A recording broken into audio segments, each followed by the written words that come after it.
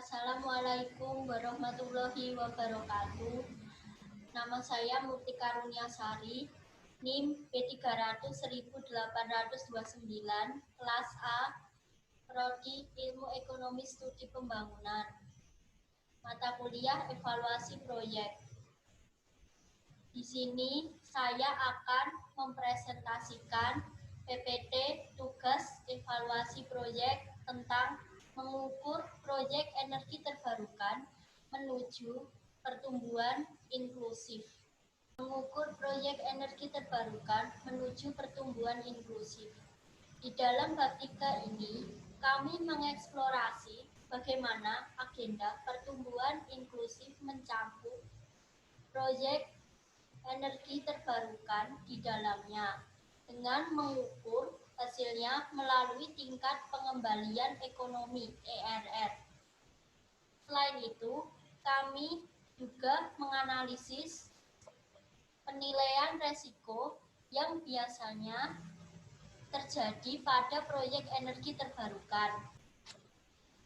Mengapa analisis resiko penting untuk dinilai dalam evaluasi proyek? Karena teknologi sumber energi terbarukan atau RES berbeda dengan teknologi energi konvensional atau CE.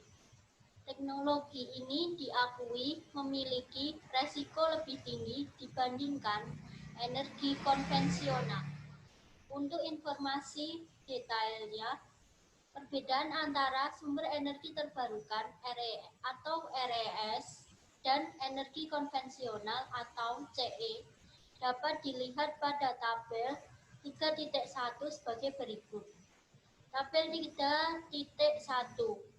Perbedaan antara sumber energi terbarukan atau RES dan energi konvensional atau CE. Perbedaan dilihat dari segi parameter rekam jejak. Dari RES relatif pendek, sekitar 20 tahun. Dari CE lebih besar dari 20 tahun. Waktu teknologi baru untuk dipasarkan. Dari RES cepat. Dari CE sedang. Keakraban dengan teknologi di seluruh pemegang tumpukan nilai rantai. Dari RES rendah, dari CE tinggi. Margin operasi dari RES rendah, dari CE tinggi. Investasi horizon dari RES biasanya lebih dari 10 tahun. Dari CE 10 sampai 15 tahun. Titik 1. Proyek energi terbarukan terkait pengentasan kemiskinan. Menurut UNDP 2011, informasi dasar yang akan dibagikan dalam hal proyek energi setidaknya harus mencerminkan A. Inovasi dalam model penyampaian layanan energi. B. Mengarus utamakan akses energi ke dalam strategi pembangunan nasional. C. Sejauh mana potensi layanan energi untuk berkembang bagi masyarakat miskin. D. Kesesuaian solusi teknologi dampak berkelanjutan pada penerima manfaat target. E. Tingkat partisipasi masyarakat. F. Keberlanjutan pasar energi yang dikembangkan. G. Kelembagaan kapasitas yang dibangun di tingkat lokal dan nasional untuk meningkatkan replikasi dan pengiriman arus utama energi. Ada 4 parameter tujuan proyek energi terbarukan yang harus ditangani. UNDP 2011. 1. Keuntungan efisiensi bahan bakar yang mengarah pada hasil penghematan moneter.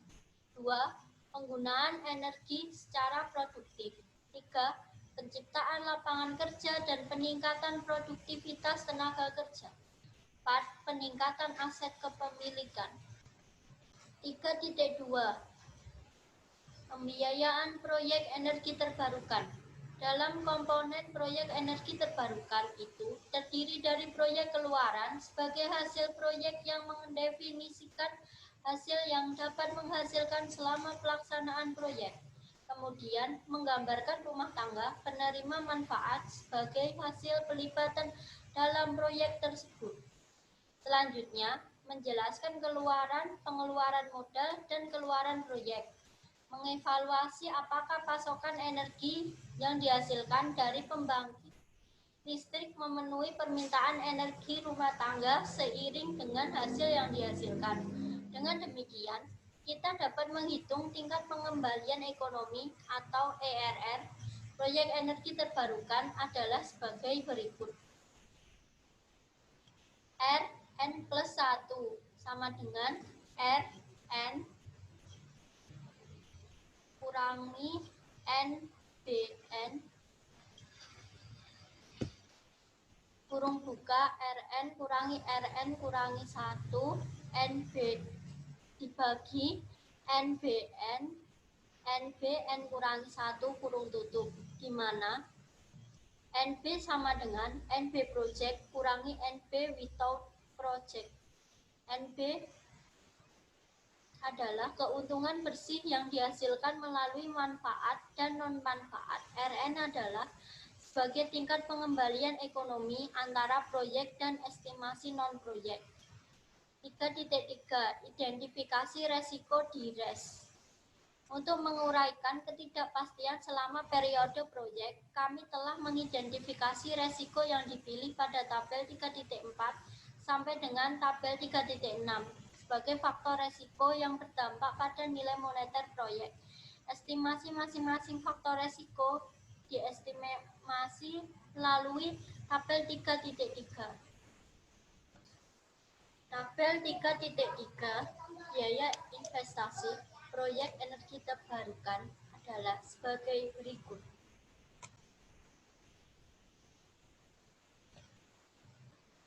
Resiko diukur dengan probabilitas untuk setiap faktor resiko. Oleh karena itu, untuk menghitung nilai resiko dari proyek energi terbarukan, kami mengacu pada rumus nilai resiko sama dengan nilai proyek dikurangi penilaian proyek. Rumus 3.2. Nilai proyek sama dengan penilaian proyek dikurangi nilai resiko pengembalian minimal. Rumus 3.3. Penilaian proyek sama dengan manfaat dari total proyek. Rumus 3.4. Persamaan dari rumus 3.2 hingga rumus 3.4 menjelaskan bagaimana menghubungkan antara nilai resiko yang ditanggung selama periode proyek. Dengan demikian, rumus ini menunjukkan apakah proyek beresiko tinggi atau tidak untuk dilaksanakan dalam waktu dekat. Tabel 3.4 analisis resiko proyek energi terbarukan adalah sebagai berikut.